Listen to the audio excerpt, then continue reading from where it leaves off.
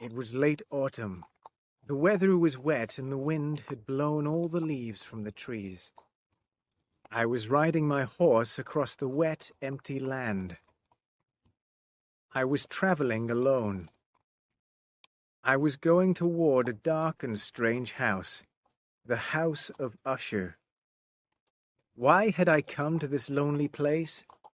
I knew Roderick Usher, the owner of the house. We were old friends, but we had not met for many years. A few weeks ago, I had received a letter from Roderick. I am ill, very ill. Please come and visit me. I am going mad. I want your help. We have been friends since we were boys. Please come. Roderick Usher. I had been riding all day and it was now late. The pale sun was low in the sky when I arrived at the house of Usher. A large lake of black water surrounded the house. I stopped by the lake and looked at the house. Roderick Usher's house was a large black building. Its many windows were like empty eyes. Suddenly, I felt cold and a little afraid. In front of me, a narrow road went across a bridge toward the house. I walked my horse along the narrow road until I reached the walls of the house. I knocked on the front door, and a servant opened it. He took my horse to a stable. Then he led me inside the house. We climbed many stairs to his master's room. Lamps burned along the walls, but they gave little light. The long corridors and stairways were full of dark shadows. The servant opened a big wooden door, and I looked inside a large room. At first, I did not recognize the man who was lying on a sofa. Then I saw that it was Roderick Usher. My friend had changed. He looked pale and ill.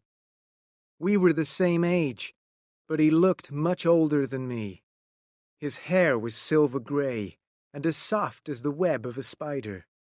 I thought that Roderick was asleep because his eyes were closed. But as I entered the room, he sat up. Then he opened his eyes. They shone strangely in the weak light from the lamps. I walked toward him. "Welcome, my oldest and dearest friend," he said. But he did not shake my hand or come near me. "Please excuse me," he said. "I don't wish to be rude, but I'm ill. I can't touch another man's hand. Please sit down. Rest a moment. A servant will take you to your room very soon. Then we shall have dinner and talk. I'm glad that you have come," he went on. "I have no one to talk to. My sister lives with me, but she is sick." At that moment, a woman walked into the room. She was very pale and her eyes shone strangely. She wore a black dress with a high collar. The collar covered her long neck. She did not look toward me, and she did not speak. Roderick Usher spoke to her. "Madeline," he said. "Madeline, this is my old friend." Madeline did not reply. She crossed the room slowly. Then she turned and went through a doorway. Madeline left the room as silently as she had entered it. Roderick Usher put his hands over his face. "My sister has a strange illness. She is neither awake nor asleep. I fear that she'll not live long." He rang a bell, and a servant took me to my room. I lay on the bed and rested for an hour before dinner. I thought about Roderick and his sister. They were both behaving strangely. I did not feel comfortable in the house, but I could not leave immediately. I felt more comfortable at dinner. Roderick asked me about my life. He looked happier. I forgot about his sister in the strange old house. Roderick Usher looked after me well for several days. We ate and drank and talked. We read books in the library. I painted pictures. Roderick played the guitar. I did not see Madeline again, and I did not ask about her. Roderick had been alone for too long. He talked about happier days. We talked about the time when we were boys, but sometimes Roderick suddenly stopped talking. He stared in front of him. Then he turned his head to the left, then to the right. Was he listening to something? There was a look of sadness and fear on his face. I, too, felt afraid at these times. I did not like this house of Usher, but I had come a long way to visit Roderick. I could not leave my friend. He wanted me to stay with him. As the days passed, Roderick became more quiet and sad. One evening, he suddenly came into my room. "Madeline is dead," he said. I was shocked. I did not know what to say. I did not know what to do. "I need your help," said Roderick Usher. "Madeline had been very ill. She was going to die. I knew this. But she mustn't be buried near a church.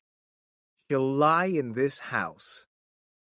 I'll keep her body in a room under the house. Will you help me?" My friend's words frightened me, but I did not ask any questions. I do not know why. We carried Madeline's body down many steps to a room under the house. No one had been in the room for many years. There were soft gray spiders' webs hanging from the ceiling. The air was cold and damp. There were several lamps burning on the walls, but they gave little light. A wooden coffin was in the center of the room. I helped Roderick to put his sister's body in the coffin. She wore a white dress. Her face was as white as her dress.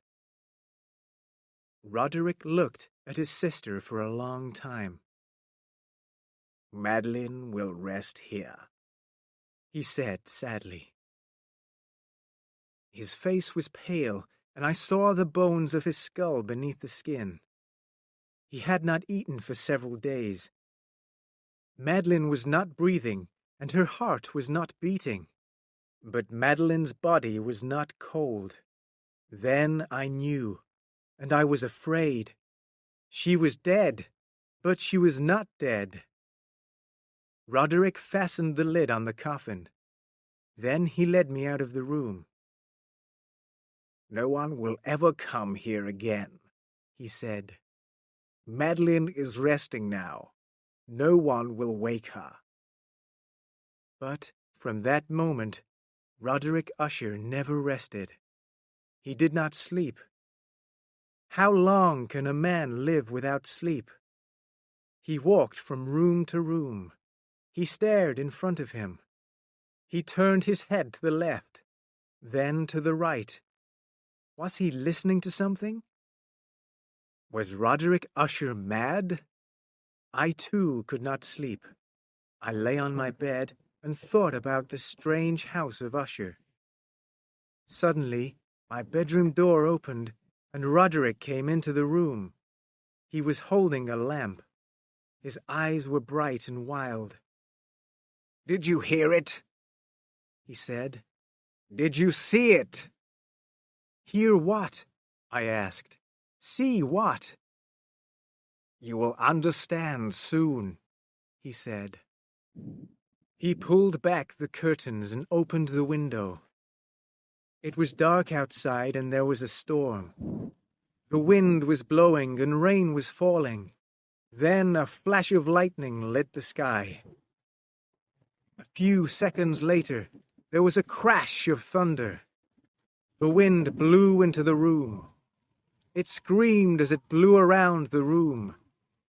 The door crashed shut, and the flame in the lamp went out. Suddenly, there was a loud noise, and the floor of the room moved. "I can hear the softest sounds," Roderick said. "I can hear everything. I can hear her." "Who can you hear?" I asked loudly. I covered my face because the wind was blowing into my eyes. "Madeline," Roderick replied. "I can hear her. She's coming here. She has opened her coffin. She's coming up the stairs. She's coming for me." The strong wind blew around the room again. It blew the door of the room open. Outside, lightning flashed again and again. Suddenly, I saw Madeline Usher. She was standing in the doorway. She was wearing the white dress, but it was no longer white. Her dress was covered in blood. Madeline had broken out of her coffin. She had torn her hands and her face. There was blood on her fingers, her face, and her dress. Madeline's eyes were open, but she saw nothing. She stared in front of her. She held her hands out toward her brother. Slowly, Roderick went toward her, and she closed her blood-red arms around his body. Roderick gave a terrible scream and fell to the floor. Madeline fell with him. Their bodies lay on the floor, and they did not move. They were both dead. I ran from the terrible house of Usher. I ran across the narrow bridge. When I reached the other side of the lake, I turned around. I looked back at the house. The wind was still blowing around the house. It made the sound of a wild animal. And I could see the wind. It was black and terrible. Lightning flashed in the sky, and thunder crashed.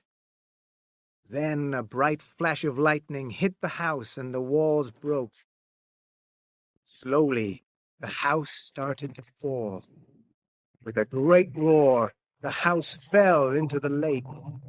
Then the water of the lake covered the house of Usher, and there was silence.